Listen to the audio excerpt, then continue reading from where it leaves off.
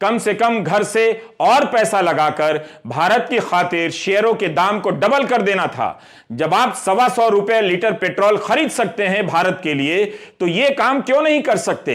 जाहिर है CFO Jugshinder Robbie Singh ji तिरंगा के साथ बताना चाहते होंगे कि वे सच्चे देशभक्त हैं। तिरंगा बगल में हो तो झूठ का सवाल ही नहीं।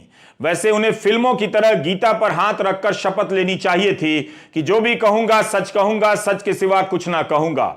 आखिर निवेशकों ने अदानी ग्रुप की सफाई पर क्यों नहीं भरोसा किया? हमारा आज के वीडियो में सबसे बड़ा सवाल यही है। हाल ही में दैनिक जागरण को दिए फीचर इंटरव्यू में गौतम अदानी ने कहा कि मुझे आत्मसंतुष्टि है कि मैं और मेरा समूह देश के नव निर्माण में यथासंभव अपना योगदान दे पा रहा है। मैं इसे दोहरा दे रहा हूं ताकि निवेशकों को केवल हिंडनबर्ग याद ना रहे। इसे सुनकर निवेशक कैसे अपना शेयर बेच सकते हैं? बेशक I have a problem with these निवेशक्स। इन्हें तो अदानी के शेयरों को पहले ही दिन गिरने से रोक लेना चाहिए था।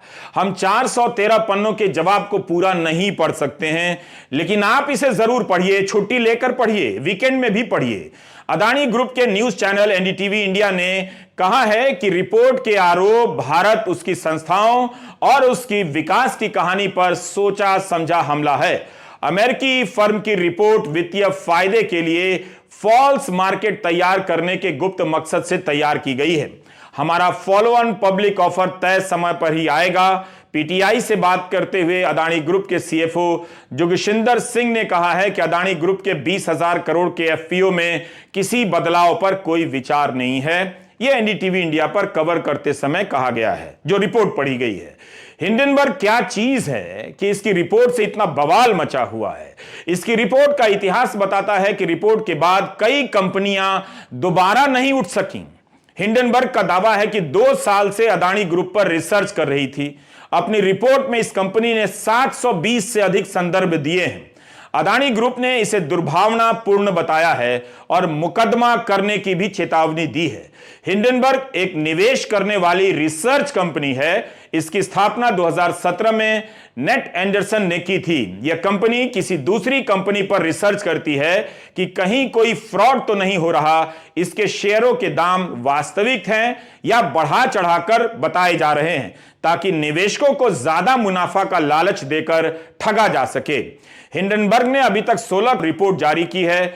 सबसे नई रिपोर्ट अदानी ग्रुप पर है। निकोला बिजली की गाड़ी बनाने वाली कंपनी है। 2020 में इसकी एक रिपोर्ट आई। उसी तरह स्वास्थ्य मामलों की एक कंपनी है क्लोवर हेल्थ। 2021 में उसके बारे में हिंडनबर्ग ने रिपोर्ट जारी की। करीब $6.25 बिलियन की कंपनी थी। उसका भाव 90% गिर गया। हिंडनबर्ग ने कहा कि जीनियस ब्रांड नाम की एक मनोरंजन करने वाली कंपनी के एक शेयर का भाव $6.86 है। यह गिरकर $1.5 पर आ जाएगा। 2 महीने के भीतर 80% शेयरों के दाम गिर गए। हमने जिन कंपनियों के उदाहरण दिए हैं सभी अमेरिका की कंपनियां हैं। ब्लूमबर्ग में एक लेख छपा है शुली रेन का। इसमें लिखा है कि हिंडनबर्ग रिसर्च करने वाली कोई साधारण कंपनी नहीं है। यह फर्म छोटी है, मगर न्यूयॉर्क के वित्तीय समाज में इसकी बड़ी इज्जत है। अगर हिंडनबर्ग किसी कंपनी को फ्रॉड कहती है तो अमेरिका के निवेशक कम से कम उसकी रिपोर्ट के कुछ पन्ने तो पढ़ ही लेते हैं। ब्लूमबर्ग की इस रिपोर्ट में लिखा है कि अदानी समूह का जितना भी कर्जा है उसका 30% विदेशी बैंकों से है। भारत के बैंकों से करीब 47,000 करोड़ का ही कर्ज लिया गया है। यह भी लिखा है कि अदानी समूह का जो ऑडिटर है वो कोई छोटी कंपनी का लगता है, जिसकी अपनी वेबसाइट तक नहीं है। हम इसकी पुष्टि नहीं कर सकते, लेकिन ब्लूमबर्ग ने हिंडनबर्ग की रिपोर्ट का हवाला देते हुए ऐसा लिखा है। देखना होगा कि अदानी ग्रुप हिंडनबर्ग के खिलाफ क्या कानूनी कदम उठाता है और उसके क्या नतीजे आते हैं। दुनिया भर के अखबारों में इस रिपोर्ट का कवरेज हुआ है। क्या अदानी इसे लेकर wall street journal, economist, financial times, guardian के खिलाफ भी मानहानि कर देंगे?